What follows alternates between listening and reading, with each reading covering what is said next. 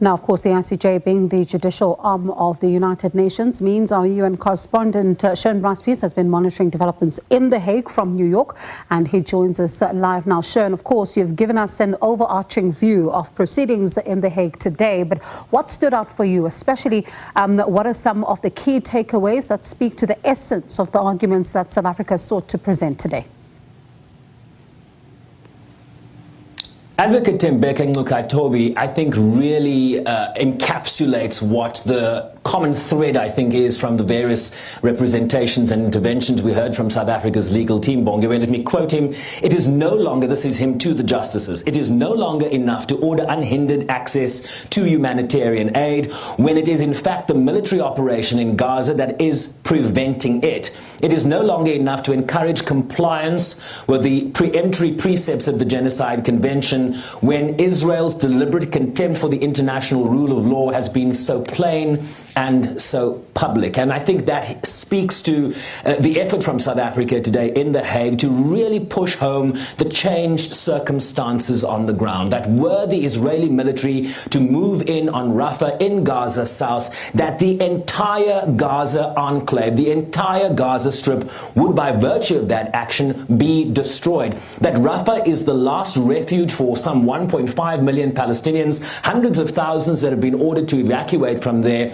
It is the last refuge where they are able to sustain life, where basic services can be meted out to Palestinians that, as you well know, Bongiwe, have been, whose lives have been disrupted and have been displaced multiple times already. So the broad argument we heard from South Africa's legal team that were Israel to be allowed to go into Rafah, the last refuge for Palestinians would be destroyed, and by virtue of that destruction, the entire Gaza Strip would no longer be able to sustain life. Just look at the pictures in the north, look at the pictures in the south. Rafah is, for all intents and purposes, the last salvation for Palestinians that, remember, are under siege in Gaza. They are not able to leave Gaza. You're not even able to, they don't even allow medical evacuations from Gaza. The two border crossings that were providing life-saving humanitarian aid in the south, the Kerem Shalom, which borders Israel and Gaza, and of course the Rafah border crossing that borders Gaza with Egypt, have been shuttered by since Israel, of course, made its last move in terms of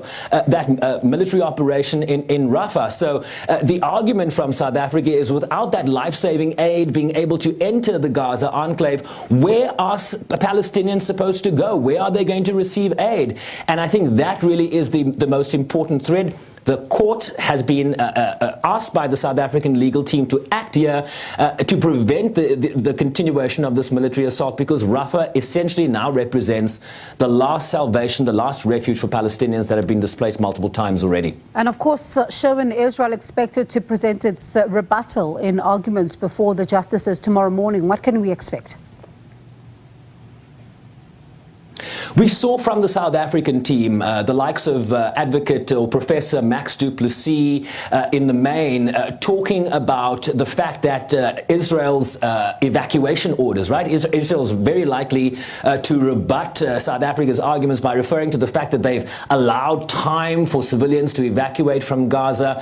And Max du Plessis making the point that he believes, or South Africa believes, that this is merely performative, because, quoting UN officials, including the Secretary General of the United Nations, that there is nowhere in Gaza that is safe. So this notion that you would ask civilians to move to so-called safe humanitarian zones is without validity, because nowhere in Gaza is safe. We also heard from Advocate Barrister Vaughan Lowe, who was one of the first speakers on behalf of South Africa, and he talked about Israel's very likely use of this right to self-defense, and he referred to the 2004 judgment by the ICJ on the Wall case, Bongiwe, that essentially said that and as an occupying power, you do not necessarily have the right to point to the right to self-defense, that the occupying power could not use self-defense as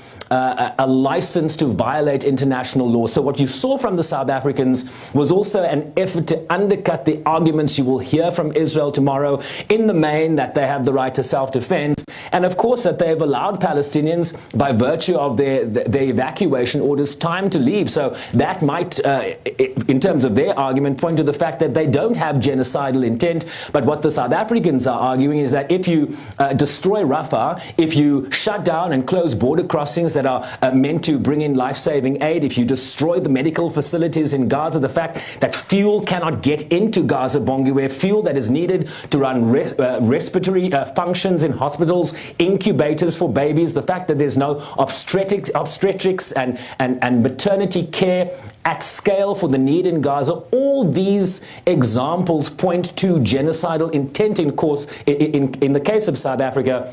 But of course, this will be rebutted by the Israelis when they take the floor early tomorrow morning, 10 a.m. your time.